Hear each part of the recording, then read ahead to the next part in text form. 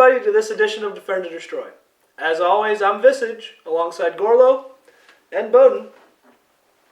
And we're here to tell you whether you should defend our topic based on its merits and entertainment value, or destroy it based on its fault and, well, pile of crap. It's a big pile of poop. Our topic today is Transformers 2: Revenge of the Fallen.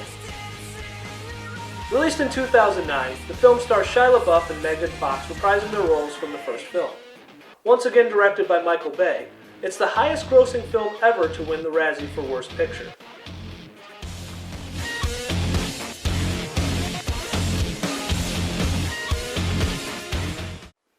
So Gorlo, why should we destroy this film? We should just destroy it. We should set it on fire, put it in a safe, throw that safe to the bottom of the ocean, and the entire ocean should be thrown into space, never to be heard from or thought of again. That's harsh. That's putting it mildly.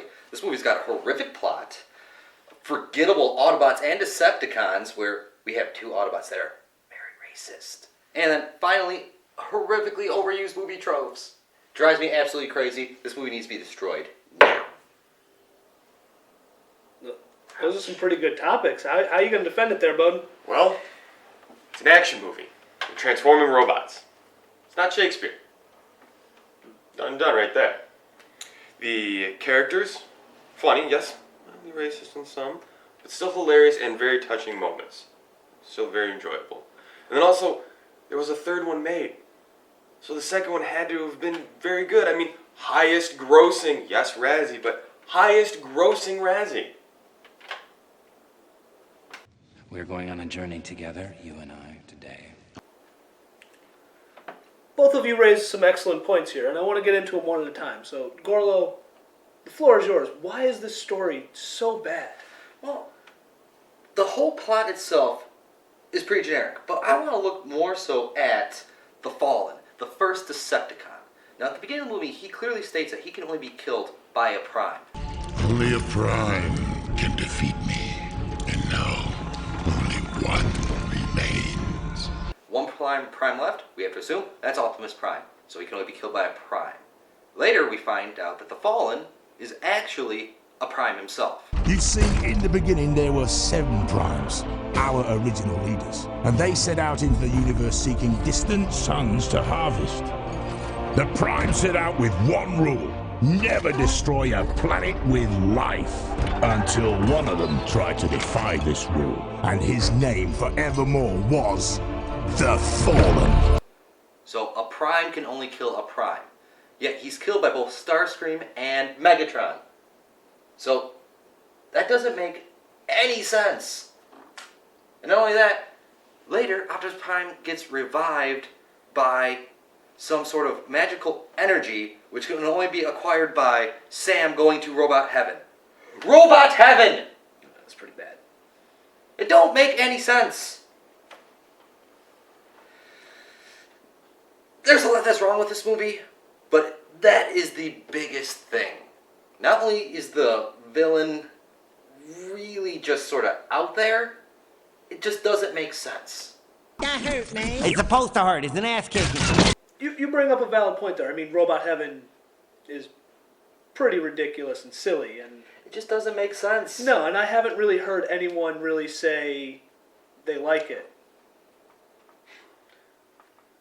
So you have an issue with the story too, saying it's just an action film. How is that different than what he's saying as it's bad? I mean, it's an action film. You go there to see action. Plot? Yes. I mean, you always need something to move the story along, which has just enough to move the story along. But you're mostly there to see explosions, action, and it's there from the get-go. I mean, right in the beginning, Sam finds a little shard of the Allspark, drops through floor into the kitchen, tink, boom. You've got little mini Transformers going around. I mean, you've got a little one who has a dick gun. A dick gun. I will give you that to you. The dick gun is pretty cool. I think we're all in agreement on that. Then you get to probably the best part of all. It's robots transforming. I mean, that's what you go to see. It's Transformers. I mean, look at Optimus right here.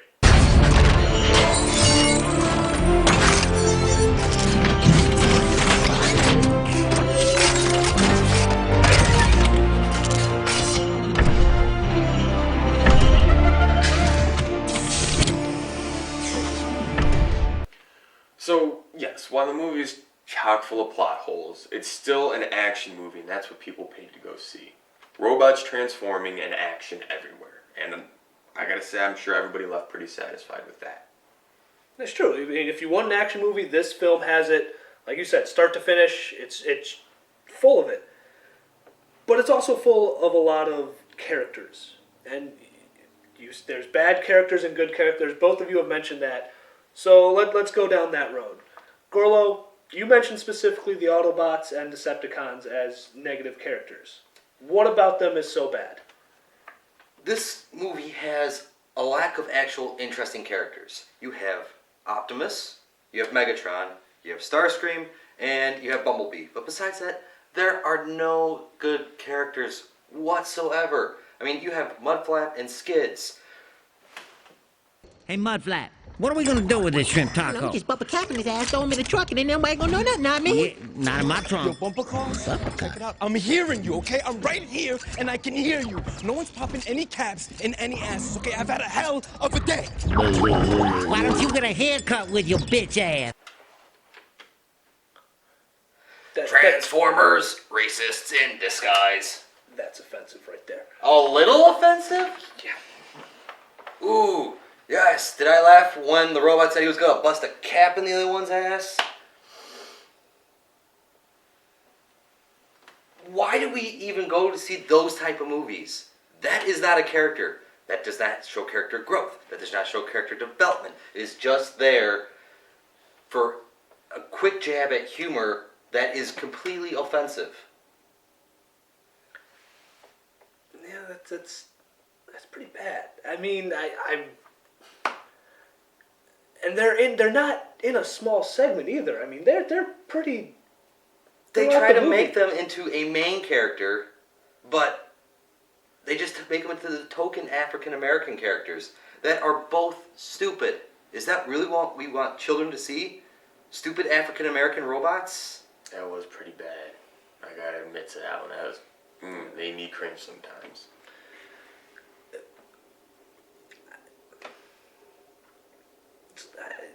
There's no way to come back from that. How do you even say the movie has any redeemable characters when it features something like that? Well, the humans. The human characters, which we all basically can compare ourselves to, because we're human ourselves. So the best examples with that would be Sam's parents, mom and dad. In the beginning, you've got mom who's sad, upset, but then you got Pop Mom, because she eats the brownies, and I mean, that was hilarious. Everybody was laughing in the theater, because I mean, it was pretty funny. But then as the story goes on, towards the end, you get basically a reversal of roles from the beginning, where mom's, upset because, Sam's going off to college, and she's got his little booties, and then you get to dad. I mean, this is perfect. Perfect example right here. You gotta get in the car and you get safe. No, this is not for a discussion! You're my son! I know! Right? You're my son! Dad, we're all going together! Listen! We're all going together! Dad, stop! Okay? You get in the car. He's gonna get you to safety. You run. You don't stop, you don't hide. You run. You hear what I'm saying? Okay? I'll find you when you're safe. Now! You gotta let me go, Dad. You have to let me go.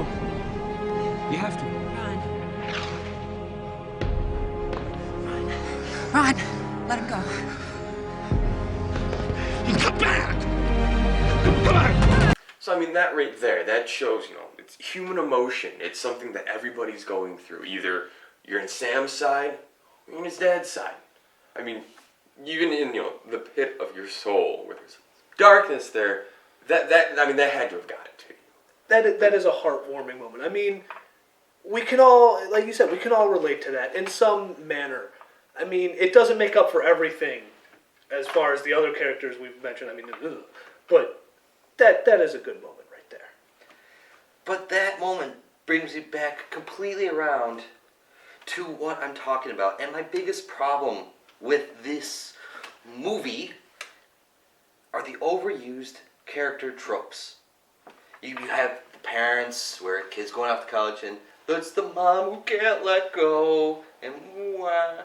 And then you have this silly long distance relationship issues with the girlfriend who walks in during the complicated moments and it's a complete misunderstanding.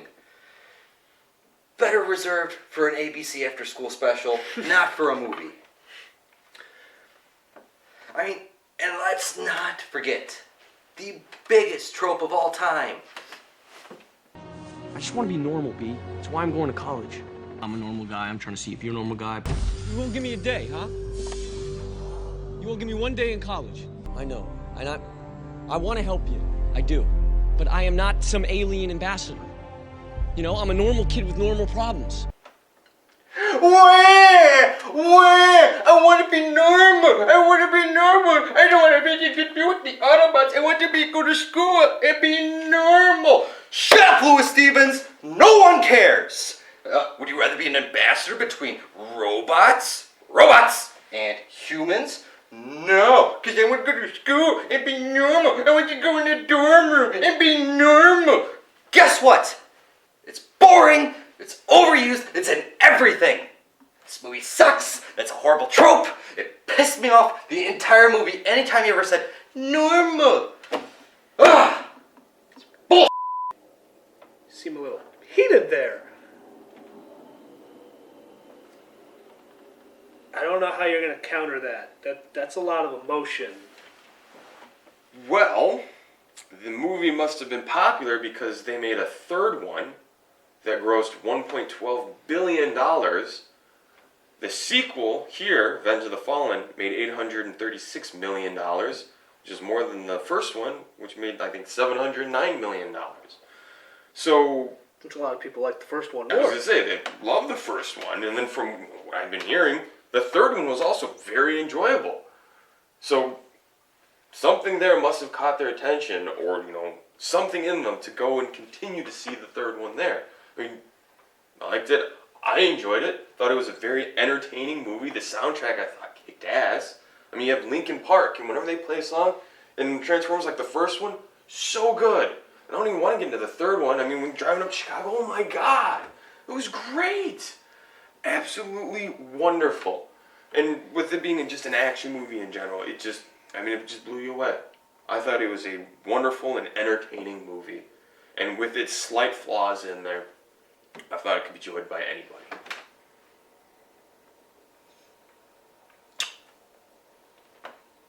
You raise compelling arguments, both of you. But our viewers want a decisive answer. And so, Defend or Destroy, Revenge of the Fallen, I have to destroy it. You're not an idiot. That's the nicest thing you've ever said to me. Revenge of the Fallen has some of the worst characters I've ever seen. Now, I'll admit, I was entertained. Going into it, I was excited. Coming out of it, I was underwhelmed, though. For one very simple reason. I will go back to the first film. What happens at the end of the first film? The last shot we see is Starscream flying away. Megatron's dead. Why the hell was the second film not what every Transformers story has been? Starscream comes back with Decepticons to fight the Autobots while Megatron comes back to life trying to kill Starscream. That's what everyone wants to see. That's why Starscream is the greatest. And for that, this film should be buried. Like you said, sent into space, never to seen again. And that's the final word, because our opinion is the only one that matters.